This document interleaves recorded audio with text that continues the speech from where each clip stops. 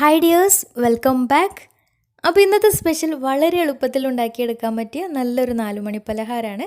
റവ ഉപയോഗിച്ചാണ് ഉണ്ടാക്കിയെടുത്തിട്ടുള്ളത്. അപ്പോൾ നമ്മുടെ വീട്ടിൽ എപ്പോഴുള്ള സാധനങ്ങൾ മാത്രം മതിയാവും ഈ ഒരു സ്നാക്ക് ഉണ്ടാക്കിയെടുക്കാൻ വേണ്ടിയിട്ട്. നല്ല എളുപ്പമാണ്, അതുപോലെ തന്നെ കഴിക്കാനും നല്ല ടേസ്റ്റാണ്.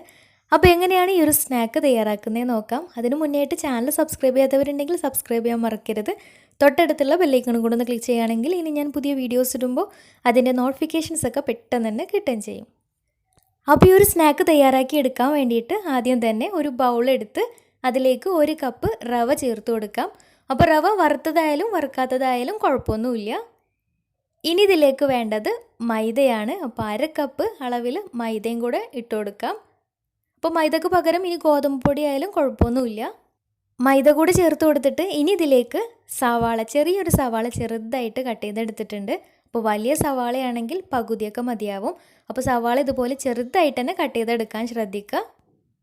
ഇനി ഇതിലേക്ക് വേണ്ടത് എരിവിന് ആവശ്യമായിട്ടുള്ള പച്ചമുളകാണ്. അപ്പോൾ ഞാൻ അത്യാവശ്യം നല്ല എരിവുള്ള മുളകാണ്, 1 പച്ചമുളകാണ് എടുത്തിട്ടുള്ളത്. അത് കനം കുറഞ്ഞ് വട്ടത്തിൽ അരിഞ്ഞെടുത്തിട്ടുണ്ട്. അപ്പോൾ എരിവ് കുറഞ്ഞതൊക്കെ ആണെങ്കിൽ 2 3 ഇതുപോലെ ചെറുതായിട്ട് കട്ട് ചെയ്തെടുക്കാം. പിന്നെ വേണ്ടത് ചെറിയൊരു കഷ്ണം ഇഞ്ചി ചെറുതായിട്ട് കനം കുറഞ്ഞ് അരിഞ്ഞെടുത്തിട്ടുണ്ട്. അപ്പോൾ അതും കൂടെ ഇതിലേക്ക് ചേർത്ത് കൊടുക്കാം. എന്നിട്ട് അതിലേക്ക് കുറച്ച് കറിവേപ്പില ചെറുതായിട്ട് കട്ട് ചെയ്തതും പിന്നെ അതുപോലെ തന്നെ കുറച്ച് മല്ലിയിലയും ഇതുപോലെ ചെറുതായിട്ട് നന്നായിട്ട് കഴുകി വൃത്തിയാക്കി ചെറുതായിട്ട് കട്ട് ചെയ്തിട്ട് അതും കൂടെ ഇതിലേക്ക് ചേർത്ത് കൊടുക്കാം. ഇനി ഇതിലേക്ക് ചെറിയൊരു ക്യാരറ്റ് ഇതുപോലെ ചെറുതായിട്ടൊന്ന് ഗ്രേറ്റ് ചെയ്തെടുത്തിട്ടുണ്ട്. അപ്പോൾ അതും കൂടി ചേർത്ത് കൊടുക്കാം. അപ്പോൾ ക്യാരറ്റ് ഇല്ലയെന്നുണ്ടെങ്കിൽ കുഴപ്പമൊന്നുമില്ല, അതിന് പകരം ക്യാപ്സിക്കം ഉണ്ടെങ്കിൽ ക്യാപ്സിക്കം ചേർത്ത് കൊടുക്കാം. ഇനി രണ്ടും ചേർത്ത് കൊടുത്തിട്ടില്ലെങ്കിലും കുഴപ്പമില്ല, കുറച്ച് കൂടുതൽ അളവിൽ സവാള ചേർത്ത് കൊടുത്താലും മതിയാവും. അപ്പോൾ ക്യാരറ്റ് ആകുമ്പോൾ ഒന്നും കൂടി ടേസ്റ്റിയാണ്. ഇനി ഇതിലേക്ക് ഇതുവരെ ഉപ്പൊന്നും ചേർത്ത് കൊടുത്തിട്ടില്ല. ഇനി പാകത്തിന് ഉപ്പും അതുപോലെ തന്നെ ഒരു പിഞ്ച് അളവിൽ പിന്നെ ബേക്കിംഗ് സോഡ കൂടി ചേർത്ത് കൊടുക്കുന്നുണ്ട്, നല്ലൊരു സോഫ്റ്റ് കിട്ടാൻ വേണ്ടിയിട്ട്. പിന്നെ ഇതിലേക്ക് ഒരു 1/4 ടീസ്പൂൺ ഗരം മസാല കൂടെ ചേർത്ത് കൊടുക്കുന്നുണ്ട്. പിന്നെ വേണ്ടത് 1 ടേബിൾ സ്പൂൺ തൈരാണ്. ഇത് സാധാ ഏകദേശം ഒരു പുളിയുള്ള തൈരാണ്. അപ്പം പുളി ഇല്ലാത്ത തൈരാണെങ്കിൽ ഒരു 3 ടേബിൾ സ്പൂണൊക്കെ തൈര് ചേർത്ത് കൊടുക്കാം. ഇനി ഇവയെല്ലാം കൂടെ കൈ വെച്ചിട്ട് നന്നായിട്ടൊന്ന് മിക്സാക്കി എടുക്കണം. അപ്പോൾ കൈ വെച്ചിട്ട് നന്നായിട്ടൊന്ന് തിരുമ്മി മിക്സാക്കി എടുക്കാം. അപ്പോൾ ആ ഒരു മുളകും ഇഞ്ചിയുടെ ഒക്കെ ഫ്ലേവറൊക്കെ എല്ലാ ഭാഗത്തേക്കും ഒന്ന് എത്താൻ വേണ്ടിയിട്ടാണ്. അപ്പോൾ നന്നായിട്ട് മിക്സാക്കി എടുത്തതിന് ശേഷം ഇനി ഇതിലേക്ക് കുറേശ്ശെയായിട്ട് വെള്ളം ഒഴിച്ചിട്ട് ഇതൊരു മാവാക്കി എടുക്കണം. അപ്പോൾ ഒരുപാട് ലൂസായി പോവുകയും ചെയ്യരുത്, എന്നാൽ ഭയങ്കര കട്ടിയായിട്ടും പോവരുത്. അപ്പോൾ ഏകദേശം ഈ ഒരു അളവിലാണ്, ഈ ഒരു സ്ട്രക്ചറിലാണ് മാവ് വേണ്ടത്. ഇതൊരുപാട് ലൂസായി പോയിട്ടുമില്ല, എന്നാൽ നല്ല കട്ടിക്കുമല്ല ഇരിക്കുന്നത്.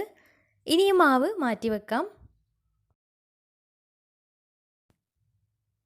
ഇനി ഇത് ഫ്രൈ ചെയ്തെടുക്കാൻ വേണ്ടിയിട്ട് ഒരു ചീനച്ചട്ടി സ്റ്റൗവിൽ വെച്ചിട്ടുണ്ട്. എന്നിട്ട് ഫ്രൈ ചെയ്യാൻ ആവശ്യമായിട്ടുള്ള ഓയിൽ ഒഴിച്ചു കൊടുക്കാം. അപ്പോൾ ഓയിൽ നന്നായിട്ട് ചൂടായി വന്നാൽ ഇനി നേരത്തെ റെഡിയാക്കി വെച്ചിട്ടുള്ള മാവിൽ നിന്നും കൈ വെച്ചിട്ട് ഇതുപോലെ ചെറിയ ബോൾസാക്കി എടുത്തിട്ട് എണ്ണയിലേക്ക് ഇട്ട് കൊടുക്കാം. അപ്പോൾ ഇതിന് പ്രത്യേക ഒരു ഷേപ്പാക്കി എടുക്കണമെന്നൊന്നുമില്ല, കൈ വെച്ചിട്ട് ഇതുപോലെ ജസ്റ്റ് ഒന്ന് ഇട്ട് കൊടുത്താൽ മതിയാവും. ചെറിയ ബോൾസാക്കി ഇട്ട് കൊടുക്കുകയാണ് നല്ലത്. പെട്ടെന്ന് ഉൾഭാഗമൊക്കെ പെട്ടെന്ന് വെന്ത് കിട്ടാൻ വേണ്ടിയിട്ട് ചെറിയ ബോൾസാക്കി എടുത്താലും മതിയാവും. പിന്നെ ഓയിൽ നന്നായിട്ട് ചൂടായതിന് ശേഷം മാത്രം ഇട്ട് കൊടുത്താൽ മതിയാവും. ഒരു മീഡിയം ഫ്ലെയിമിലിട്ടിട്ട് ഫ്രൈ ചെയ്തെടുക്കാം. ഒരുപാട് ഹൈ ഫ്ലെയിമിലിട്ടിട്ട് ചെയ്തെടുക്കേണ്ട. ഹൈ ഫ്ലെയിമിലിട്ടിട്ടാവുമ്പോൾ പെട്ടെന്ന് പുറം ഭാഗം പെട്ടെന്ന് കുക്കായിട്ട് ഉൾഭാഗം കറക്റ്റായിട്ട് കുക്കായി കിട്ടുന്നുണ്ടാവില്ല. ഇനി ഇത് തിരിച്ചും മറിച്ചൊക്കെ ഇട്ടിട്ട് എല്ലാ ഭാഗവും കളറൊക്കെ ഒന്ന് മാറി കിട്ടിയാൽ എണ്ണയിൽ നിന്ന് മാറ്റാം. അപ്പോൾ ഇത്രയേ ഉള്ളൂ. നല്ല എളുപ്പമാണ് ഉണ്ടാക്കിയെടുക്കാൻ, നല്ല ടേസ്റ്റുമാണ്. നമ്മൾ പ്രതീക്ഷിക്കാത്തൊരു ടേസ്റ്റ് തന്നെയാണ്. അപ്പോൾ എല്ലാവരും ഒന്ന് ട്രൈ ചെയ്ത് നോക്കാം. ഇനി ബാക്കിയുള്ളതും കൂടെ ഇതുപോലെ ഒന്ന് ഫ്രൈ ചെയ്തെടുക്കാം.